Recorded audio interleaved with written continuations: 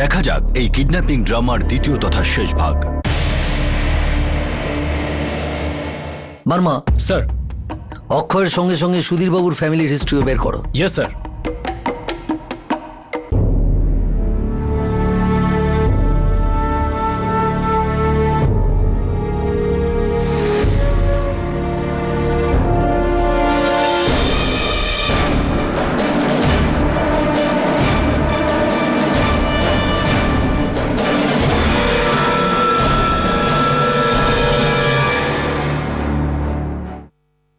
আমি তোমাকে কতবার বলবো সুধীর, ওটা অক্ষয় ছিল না। আরতি, আমাদের এখানে আসার পরে অক্ষয় কখনো এখানে এসেছিল? কি বলতে চাইছো তুমি? না, তুমি আমায় বিশ্বাস করছো না। না আরতি, তুমি এক কথা বলছো, পুলিশ আরেক কথা বলছে, আমি বুঝতে পারছি না আমি কি করব। আমার মেয়েটা হারিয়ে গেল। সুধীর, প্রিয়া আমারও মেয়ে।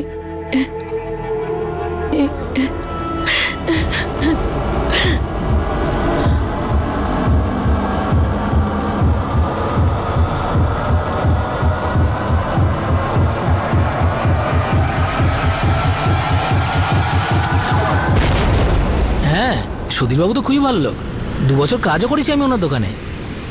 কিন্তু তুই এইসব জিজ্ঞাসা করছিস কেন বলতো? আরে আমি এমনি জিজ্ঞেস করছিলাম। আরে ওনার মেয়েকে কেউ তুলে নিয়ে গেছে না? হ্যাঁ ভাই, বাচ্চাটা খুব মিষ্টি ছিল, 2-1 বার দোকানে দেখেওছি, কিন্তু কি আর হবে, বাচ্চাটার তো ভাগ্যই খারাপ।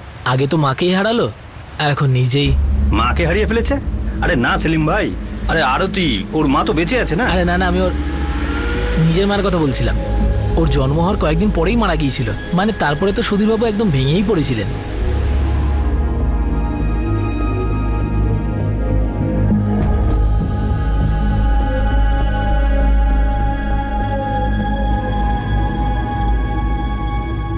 সরি গো, আমি আমার দায়িত্ব তোমার ঘাড়ে চাপিয়ে দিয়ে চলে যাচ্ছি, কিন্তু আমি জানি তুমি প্রিয়াকে খুব ভালোভাবে রাখবে। প্রিয়ার খেয়াল তুমিই রাখবে, কিচ্ছু হবে না তোমার। তুমি শুধু বিশ্রাম করো, সব ঠিক হয়ে যাবে। প্রিয়া যাতে ভালোভাবে থাকে তার জন্য তুমি আমার একটা কথা শুনবে। তুমি আর একটা বিয়ে করে নিও, তুমি একজন সঙ্গী পেয়ে যাবে আর প্রিয়া মা পাবে। তোমরা দুজনেই ভালো থাকবে, এর বেশি আমি আর কি চাই।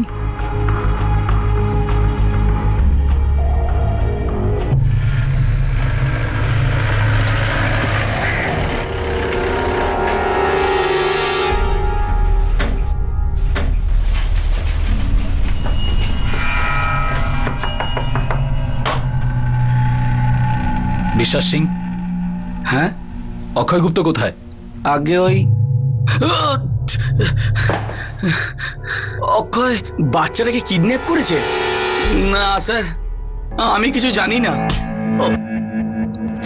অক্ষয়ের ফোন সুইচ অফ হওয়ার আগে শেষ কথা তোর সঙ্গে হয়েছিল? হ্যাঁ, কথা হয়েছিল ওর সাথে, আর আমার দেখা হয়েছিল। কবে? পরশুদিন সন্ধ্যাবেলায় আমার বাড়ি এসেছিল। কেন? আগে স্যার, আমি ওর কাছ থেকে কিছু টাকা ধার নিয়েছিলাম, ওটাই চাইতে এসেছিল। দেখ ভাই, হ্যাঁ আমার না আমার টাকাগুলো ফেরত চাই, ভীষণ এমার্জেন্সি আছে। আরে আমারও তো এমার্জেন্সি ছিল, তাই তো চেয়েছিলাম তোর কাছ থেকে। 2 দিন সময় দে, তোকে ফিরিয়ে দেবো। আমি কোথায় পালিয়ে যাচ্ছি? আর আমি জানি তুই কোথাও পালিয়ে যাচ্ছিস না, কিন্তু আমাকে এখান থেকে যেতে হবে ভাই। যাবি কোথায়? আমি কিচ্ছু জানি না, শুধু ভাটিন্ডা থেকে চলে যেতে হবে। কোথায় যাচ্ছিল? আমি অনেকবার জিজ্ঞাসা করেছিলাম, কিন্তু বলেনি কিছু আমাকে। বিশ্বাস করুন স্যার। তোর কি মনে হয় ফরিদাবাদ পালিয়ে যায়নি তো?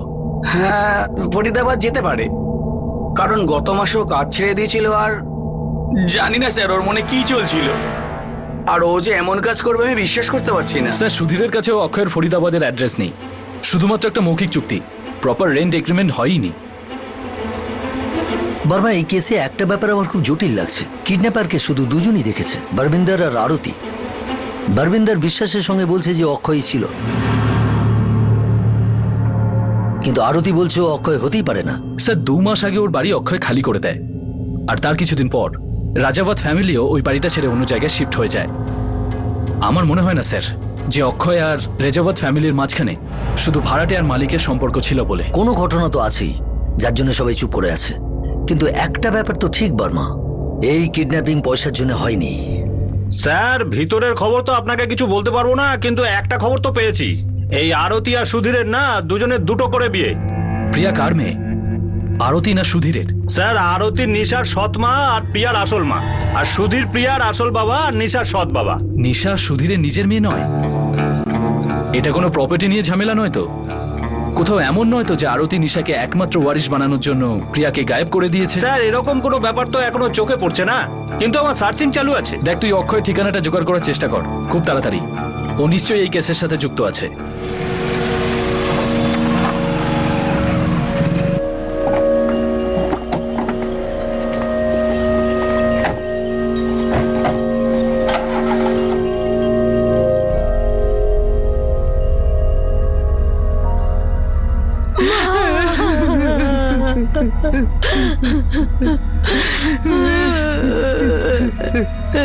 পুলিশ কিছু জানতে পারলো প্রিয়ার ব্যাপারে?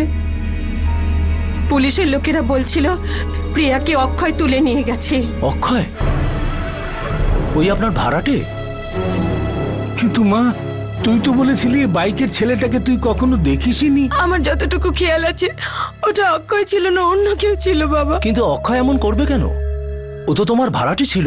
জানি না, আমি কিচ্ছু জানি না।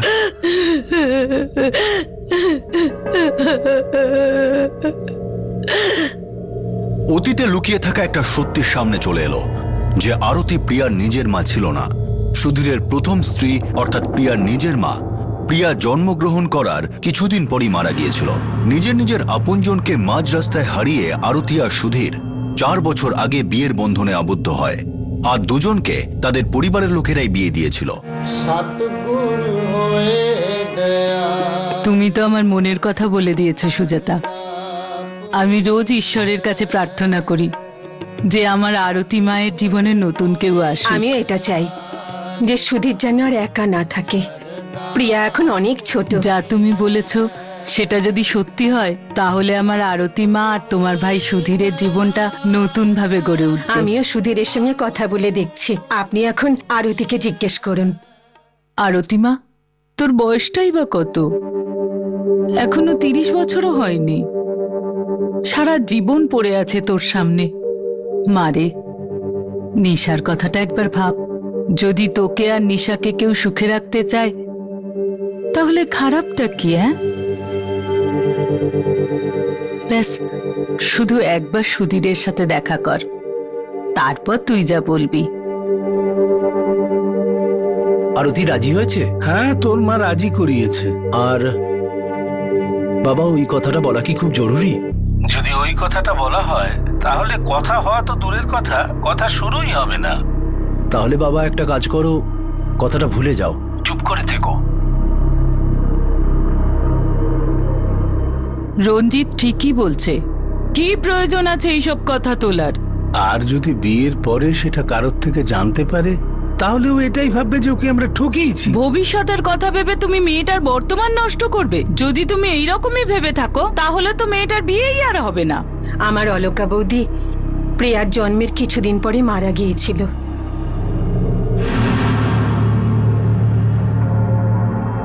আরতি তার বিয়ের 7 বছরের মধ্যেই স্বামীকে হারিয়েছে। সমরজিৎ নাম ছিল ওর। ওর কার অ্যাক্সিডেন্ট হয়েছিল আর ওখানেই ওর মৃত্যু হলো।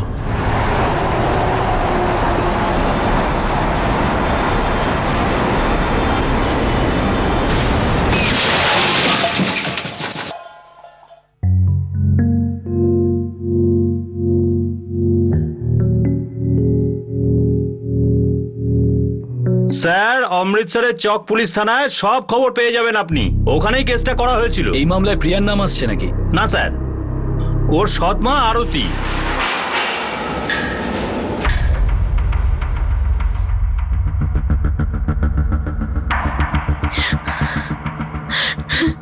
স্যার আমি আমি আমার স্বামীকে হারিয়েছি, আমার 5 বছরের একটা মেয়ে আছে, আর আপনারা আমাকে এসব অভিযোগ দিচ্ছেন।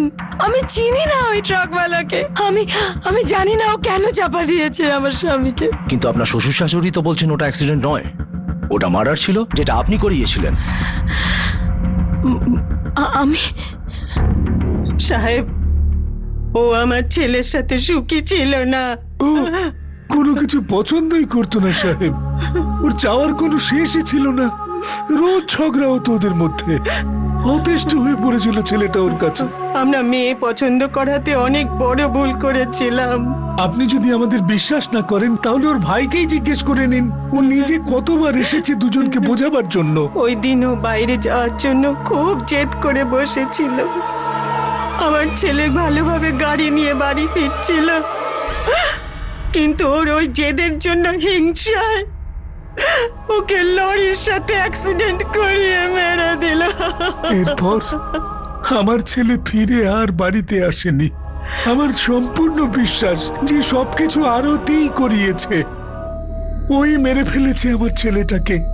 ও আগের থেকেই তৈরি ছিল আমার ছেলেটাকে পুরো শেষ করে দেওয়ার জন্য। স্যার, আজ 3 দিন হয়ে গেল, আমার মেয়েটার কোনো খবর পাওয়া গেল? আমরা খুব চেষ্টা করছি সুধীর বাবু। অক্ষয় পালিয়ে গেছে, আর ওর ফোনটা সার্ভিলেন্সে রেখেছি আমরা। ফরিদাবাদ পুলিশকেও অ্যালার্ট করা হয়েছে।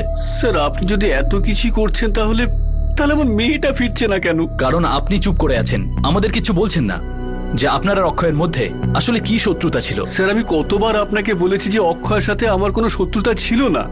আমি ওকে বাড়ি খালি করতে এই জন্য বলেছিলাম কারণ আমরা অন্য জায়গায় শিফট করে যাচ্ছি। আর শিফট করার 2 মাস পর আপনার মেয়ে কিডন্যাপ হয়ে গেল, আর সেদিনই অক্ষয়ের বাইকে প্রিয়াকে দেখা গেছিল। এখন ওর ফোনটা বন্ধ, মুক্তিপণের জন্য কোনো ফোন আসেনি আপনার কাছে। দেখুন, এটা কি আপনার এখনো মনে হচ্ছে না যে অক্ষয় এইসব কিছু আপনার উপর রাগ মেটানোর জন্য করছে? আমি জানি না স্যার, আমি শুধু এটুকু জানি যে আমার 6 বছরের মেয়েটা কিডন্যাপ হয়েছে আর তাকে পাওয়া যাচ্ছে না। প্লিজ প্লিজ আপনি ওকে খুঁজুন, প্লিজ স্যার। স্যার, অমৃতসরের পুলিশ আরতিকে 6 মাসের জন্য জেলে রেখেছিল। কিসের জন্য? আর ওর বিরুদ্ধে কোনো প্রমাণ পায়নি বলে ওকে ছেড়ে দিয়েছিল। কিন্তু স্যার, সমরজিতের মা বাবা এতে খুশি ছিল না, ওনারা আবার ইনকোয়ারি করিয়েছিলেন। কিন্তু পরের ইনকোয়ারিতে এটাই বলছে যে এই ঘটনাটা শুধুমাত্র অ্যাক্সিডেন্ট। স্যার, ওই কেসেও আরতির ওপর সন্দেহ ছিল, কিন্তু ওর ইনভলভমেন্ট ছিল না। হতে পারে এই কেসেও সেরকম কিছু। সেটা তো প্রিয়াকে পাওয়ার পরেই জানা যাবে।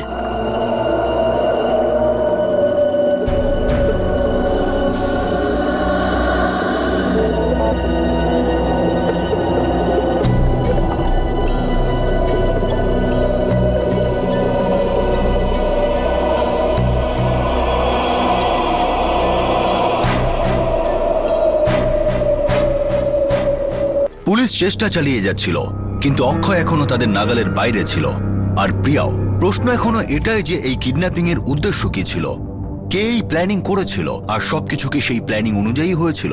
আগে আমি ঠিক বুঝলাম না। সুধীর বাবু, 4 দিন হয়ে গেছে আপনার মেয়েকে খুঁজে পাওয়া যায়নি। স্যার, 4 দিন ধরে আমিও শুতে পারিনি। প্রিয়াকে দেখতে পাই না, কিন্তু ওর কথা শুনতে পাই। নিশাও এমন চুপ করে গেছে যে কোনো কথাই আর বলছে না, যেন একেবারে বোবা। এতক্ষণে তো মুক্তিপণের জন্য ফোন আসতো, বোঝা যাচ্ছে না অক্ষয়ের কি প্ল্যান আছে। আর দ্বিতীয়ত, যদি আমরা আরতি দেবীর কথা মেনে নিই যে ওই কিডন্যাপার অক্ষয় নয় অন্য কেউ, তাহলে তো এই কেস আরো জটিল হয়ে যাবে, কারণ সেই কিডন্যাপার এবং তার ইচ্ছা এখনো আমরা জানতে পারিনি। সুধীর বাবু, জেনে শুনে এভাবে চুপচাপ থাকবেন না, কারণ আপনার চুপ করে থাকা কাউকে বাঁচাবে কি বাঁচাবে না জানি না, কিন্তু আপনার মেয়ে প্রিয়ার ক্ষতি আরো বাড়াবে। বাবা, তোমাকে একটা কথা বলবো। বল না মা, কি কথা বলবি? বাবা, ওই আঙ্কেল ছিল না? কোন আঙ্কেল? অক্ষয় আঙ্কেল। কিছু বলেছে নাকি অক্ষয় আঙ্কেল? ও রোজ বাড়িতে আসে। মা, ও এখন আমাদের ভাড়াটিয়া, পেইং গেস্ট। এখন ওপরের ঘরটা ওরই। যেমন বাবা রাত্রিবেলায় কাজ করে বাড়ি ফেরে, তেমনি ও কাজ করে বাড়ি ফেরে। আর তাছাড়া রাত্রের খাবারটাও তো আমাদের সঙ্গেই খায়, আর চাও তো আমাদের সঙ্গেই খায়। এতে কিচ্ছু ভুল নেই।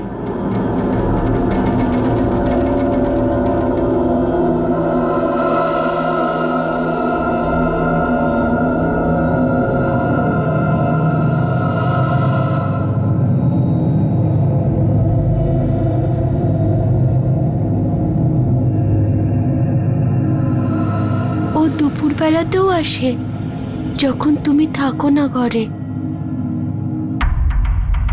আচ্ছা,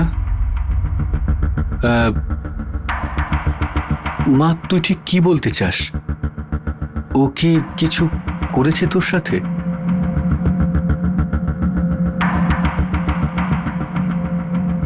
সেদিন আমার শরীর খারাপ ছিল, আমি স্কুলে যাইনি।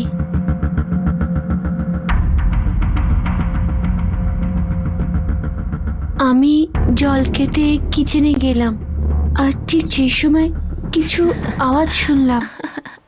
আওয়াজ মায়ের ঘর থেকে আসছিল। তুমি খুব মস্তি করো, বাচ্চারা শুনে নেবে। চুপ করো এবার। কেউ নেই এখানে। ওটা অক্ষয় আঙ্কেলেরই গলা ছিল। মা ওর বাড়িতে কোনো কাজ ছিল তাই হয়তো এসেছিল। তুই কিচ্ছু চিন্তা করিস না, সব ঠিক আছে।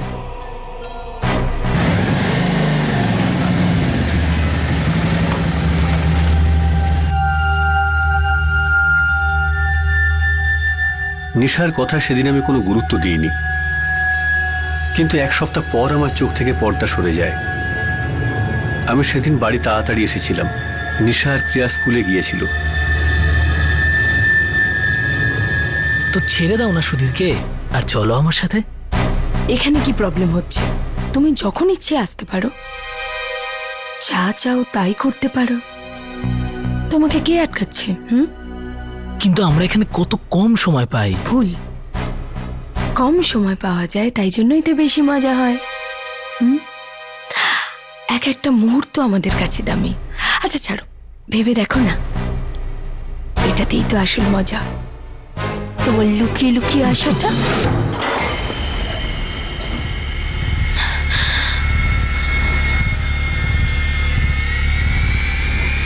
যখন নিশা আমাকে বলেছিল তখন আমি ভেবেছিলাম ও তো বাচ্চা, হয়তো কিছু ভুল ভাবছে, কিন্তু যাও ভেবেছিল তা ঠিকই ছিল। আর সেই সত্যটা এবার আমিও দেখে ফেলেছিলাম। এক্ষুনি আর এই মুহূর্তে অক্ষয় বেরিয়ে যাও আমার বাড়ি থেকে। দাদা, আমি এখন কোথায় যাব? একদিন অন্তত সময় দিন। 1 মিনিটও নয়, এক্ষুনি বেরিয়ে যা। মালপত্র প্যাক করো, বেরিয়ে যা।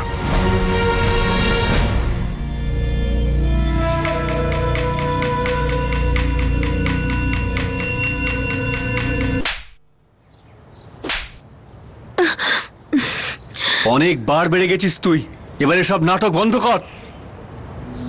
আমার এত ভরসা, আমাদের বাচ্চাদের কথা একবারও তোর মনে পড়লো না? বল, একবারও মনে পড়লো না তোর? এই লুকিয়ে চুরিয়ে আর যদি একবারও এসব কাজ করিস না তাহলে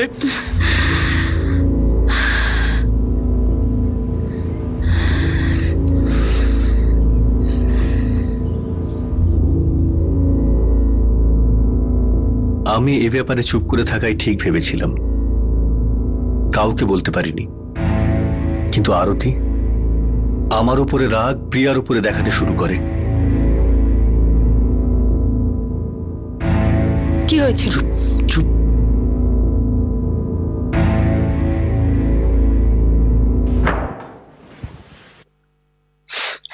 এটা ভাবিস না যে আমি কিছু জানতে পারছি না, সব দেখছি আমি। প্রিয়ার সঙ্গে কি ব্যবহার করিস তুই? তুই অকারণ গায়ে হাত তুলিস ওর। আর কিন্তু এরকম করতে দেখলে আমি সহ্য করতে পারবো না, একদম ডিভোর্স দিয়ে দেবো তোকে। হ্যাঁ, তো দাও না ডিভোর্স, দিয়ে দাও। আর তোমার সাথে থাকতেই বা কে চায়? কিন্তু একটা কথা মনে রেখো, আমার আর নিশার খরচ চালাতে হবে। বড় এসেছে ডিভোর্স দিতে। একটা টাকাও পাবি না তুই, শুধু বদনাম পাবি তুই। আর এটাও ভাবিস না এত সহজেই ছেড়ে দেবো তোকে। যদি আমি এই সম্পর্ক নষ্ট করি তো তোর দিমাগও আমি ভেঙে দেবো।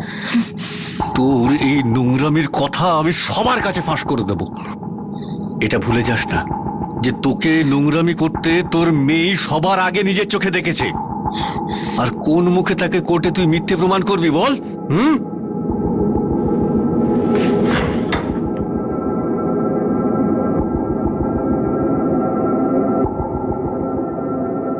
কোথায় রেখেছিস? এখানেই, ভাটিন্ডা বাস ডিপোতে। সব দেখছি আমি। ঠিক আছে।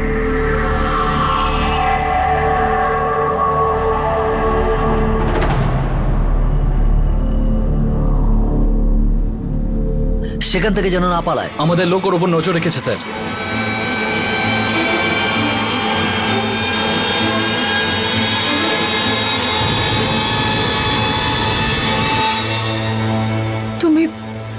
তুমি কি এখনো আমায় সন্দেহ করো? সন্দেহ না, আমি শুধু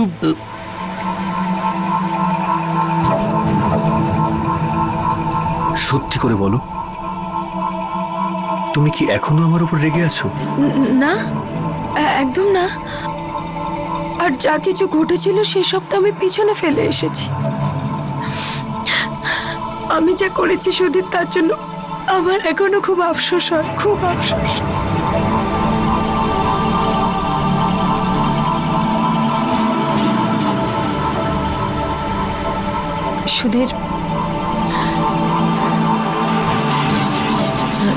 সুধীর, বুঝতে পারছি না যে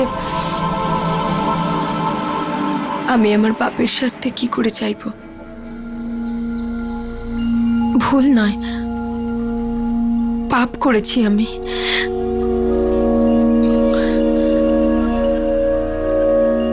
জানি না আমার কি হয়ে গেছিল।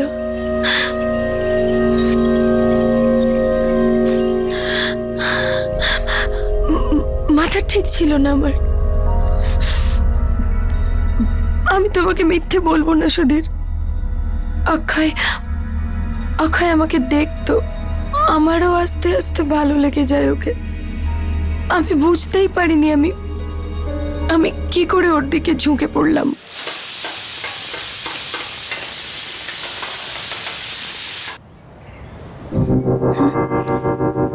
কি হলো? আমি শুয়েছি বলে কি খারাপ লাগলো? আমিও কি সব জিজ্ঞাসা করছি।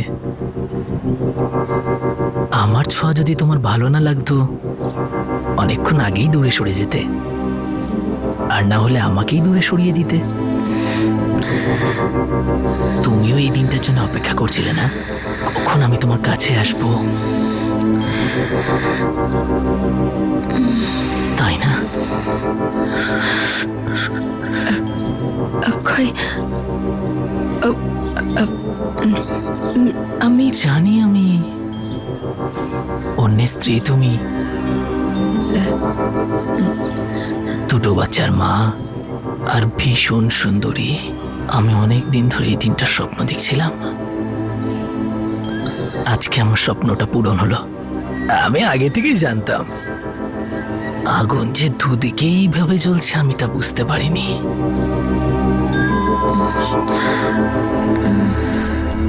ভুল হয়ে গেছে আমার সুধীর। জানি না আমার কি হয়ে গিয়েছিল।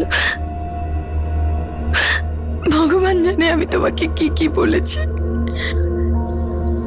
লজ্জা হওয়া উচিত আমার। আমাকে ক্ষমা করে দাও সুধীর, আমাকে ক্ষমা করে দাও। ক্ষমা চাওয়ার কোনো দরকার নেই।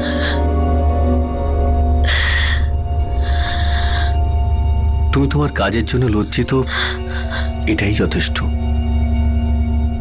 এই ঘরে আমার জীবনে তোমার জন্য সারা জীবন জায়গা থাকবে। বরং ধরে নাও তুমি কিছুদিনের জন্য ঘরের বাইরে চলে গিয়েছিলে, আবার ঘরে ফিরে এসছো। ভালো বরং এটাই হবে যে আমরা আবার নতুন করে জীবন শুরু করি।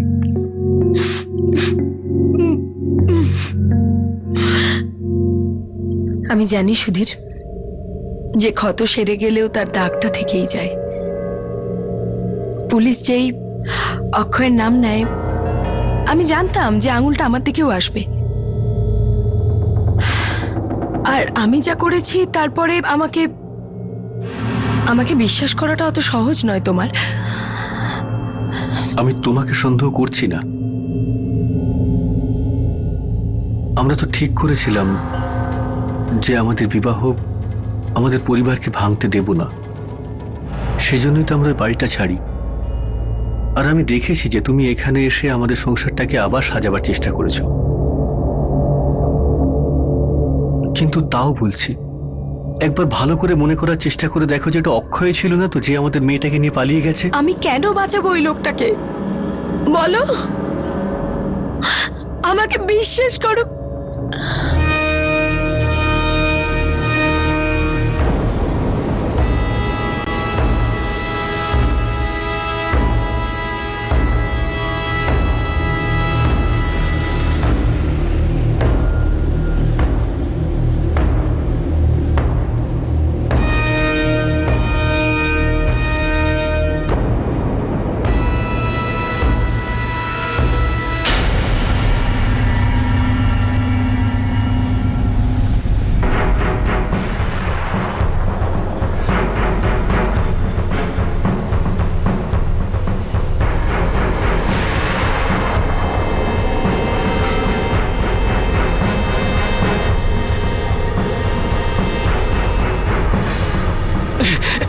স্যার স্যার স্যার আমি কিছু করিনি স্যার, আমি জানি না স্যার প্রিয়া কোথায়। আমি জিজ্ঞেস করেছি প্রিয়ার ব্যাপারে কিছু জানতে চেয়েছি, প্রিয়া কোথায় এখন বলে ফেল। প্রথমে তুই কি করেছিলি? প্রিয়া কোথায়? আমি ওকে একটা জায়গায় লুকিয়ে রেখে দিয়েছি। কার কাছে আছে? কারোর কাছে না স্যার, একটা খালি বাড়িতে ওকে লুকিয়ে রেখেছি।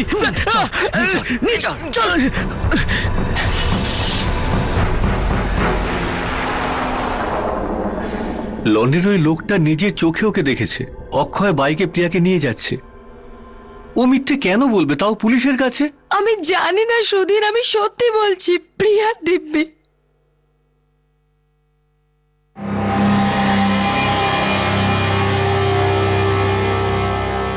বাবা। হ্যাঁ মা।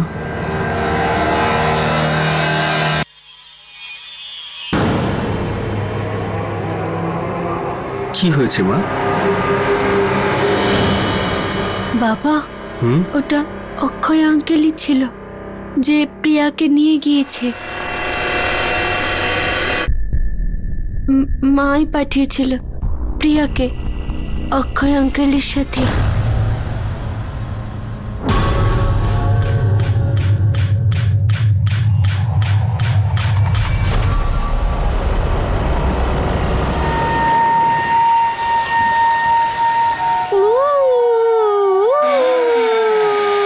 হ্যালো প্রিয়া। হ্যালো, কেমন আছো? ভালো আছি। প্রিয়া সোনা, বাবা তোমাকে ডেকেছে দোকানে, তাই অক্ষয় আঙ্কেল তোমাকে নিতে এসেছে। যাও। বাইকে করে যাব? অবশ্যই বাইকে করে যাব, খুব মজা হবে। নিশা দিদিকে নিয়েও তাহলে যাই? আমি এক্ষুনি ওকে ডাকছি। না মা, বাবা তোমাকে একা ডেকেছে। ওই যে তোমার স্টাডি টেবিল চাই না, অনেক বড়, সেটা দেওয়ার জন্য।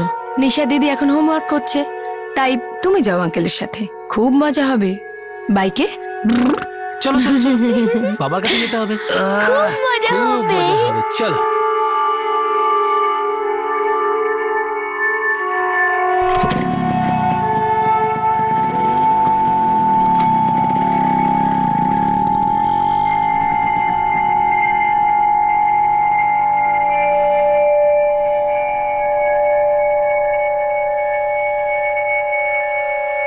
মা, ওটা অক্ষয় আঙ্কেল ছিল না? ও প্রিয়াকে কোথায় নিয়ে গেল?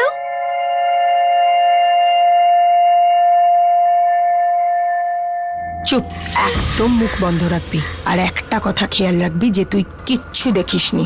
খবরদার, যদি বাবার সাথে বেশি পীড়িত করতে যাস না, তাহলে জিভ টেনে ছিঁড়ে ফেলবো। এমন জায়গায় পাঠিয়ে দেবো যে কখনো ফিরতে পারবি না। বাবা, মা আমাকে রোজ ভয় দেখায়, বলে যদি আমি তোমাকে সব বলে দিই তাহলে মা মেরে দেবে। আমি মেরে ফেলবো তোকে? সুধীর ও কি আজে বাজে বকছে, কেউ ওকে বিষ ঢালছে। তুমি ওকে বিশ্বাস করো না। কেন তুই মিথ্যে কথা বলছিস? বাবা, আমি মিথ্যে কথা বলছি না। অক্ষয় আঙ্কেল 2-3 বার আমাদের বাড়িতে এসেছে। মা তখনও কথা বলেছে ওর সাথে। না, ও মিথ্যে কথা বলছে। সুধীর, আমি বলছি মেয়েটা পাগল হয়ে গেছে, তুমি শোনো আমার। হ্যালো সুধীর বাবু, অক্ষয়কে পাওয়া গেছে। প্রিয়াকে পাওয়া গেছে? হ্যাঁ, পাওয়া গেছে, কিন্তু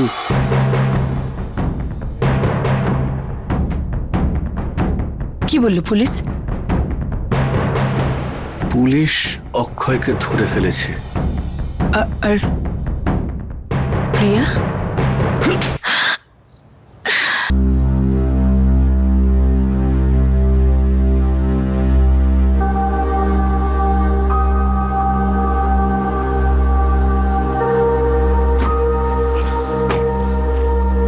কোথায়? স্যার ওই বাড়িটায়।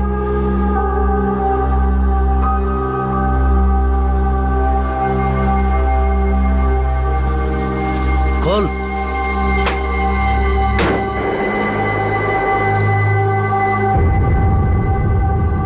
কোথায় প্রিয়া? খাটের নিচে।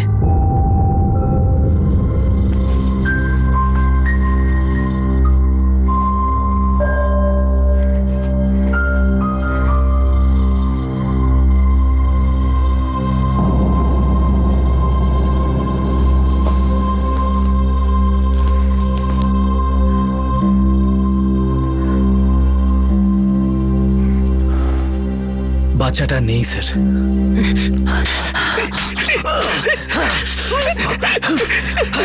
যাও চল।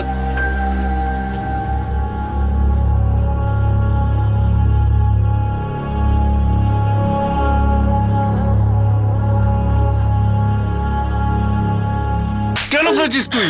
বল কেন করেছিস? বল বল কেন করেছিস তুই? আরে জামাইবাবু, জামাইবাবু কি হয়েছে? কি করেছো? কি হয়েছে সুধীর? তুই কেন ওকে মারছিস? জিজ্ঞেস কর ওকে। নিশামা, কি হয়েছে সোনা? দিদা, মাই সব কিছু করেছে।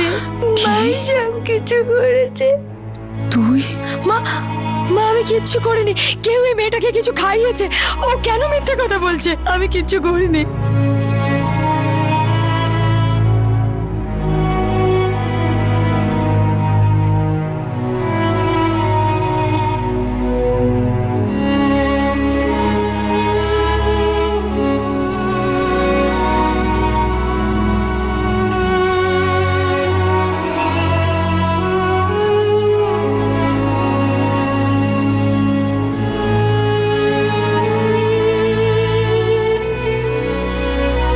আমি আমার দায়িত্ব তোমার ঘাড়ে চাপিয়ে দিয়ে চলে যাচ্ছি, কিন্তু আমি জানি তুমি প্রিয়াকে খুব ভালোভাবে রাখবে।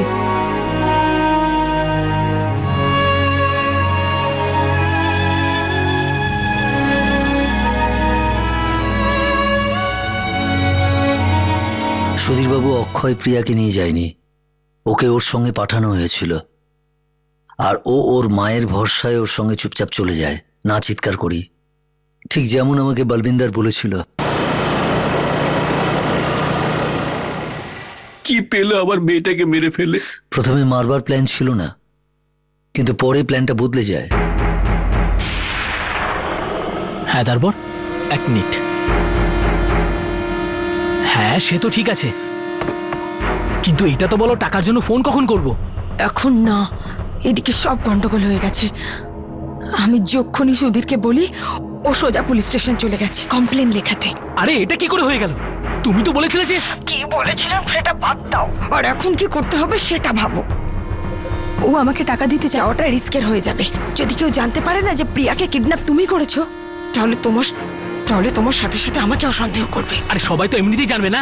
আরে নিশাও তো আমাকে দেখেছিল ওকে নিয়ে যাওয়ার সময়। ও তো কি নিজের মুখটা খুলে দেবে না? আরে তার চিন্তা তোমাকে করতে হবে না। আমার চিন্তাটা করছো তো? আমি এখন কি করব? টাকাগুলো তো সব গেল না, পালিয়ে যাবো এখান থেকে। কিন্তু এই মেয়েটার কি করব?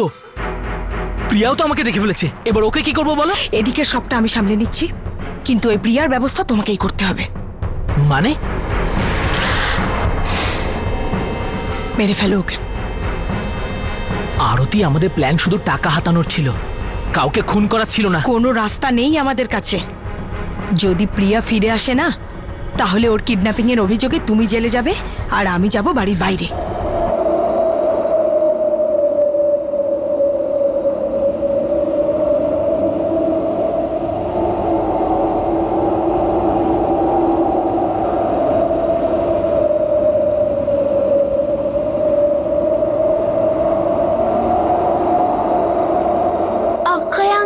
কত দেরি হয়ে গেল? বাবা কখন আসবে?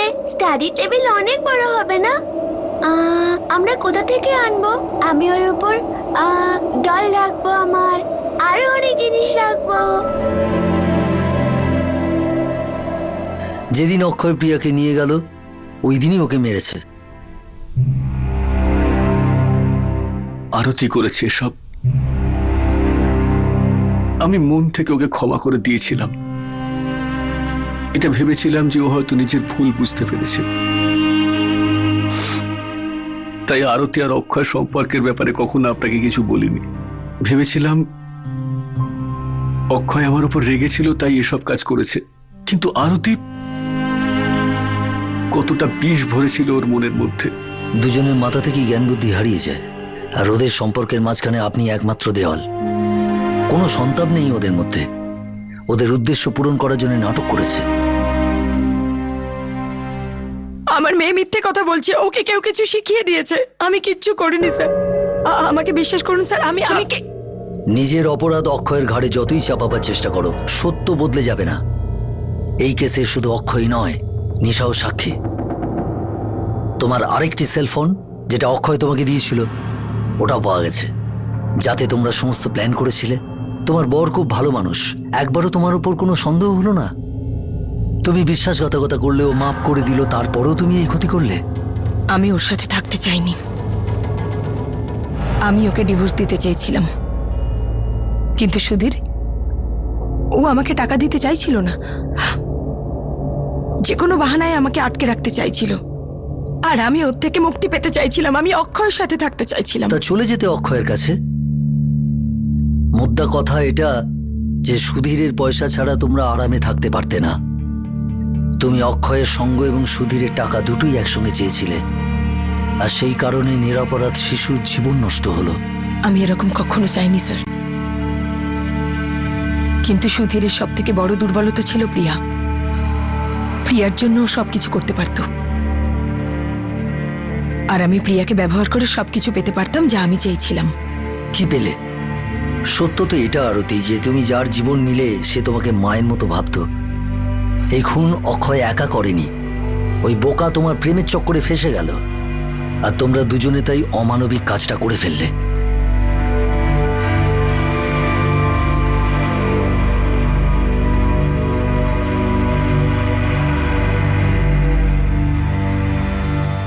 সুধীরবাবু,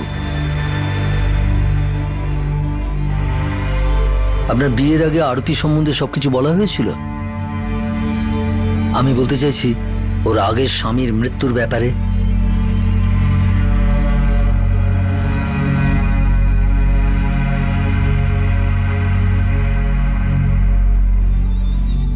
বাবা সুধীর, আমরা খুব বড় ভুল করেছি। আমরা তোমাকে সত্যিটা লুকিয়েছি, আমরা নিজের স্বার্থের কথা ভেবেছি। তোমার অবস্থা আমরা বুঝতে পারছি, এখন থেকে আমরাই ওর দেখভাল করব। নিশা আমার মেয়ে, ও এখানেই থাকবে নিজের বাবার কাছে। আমি ওর দেখাশোনা করব।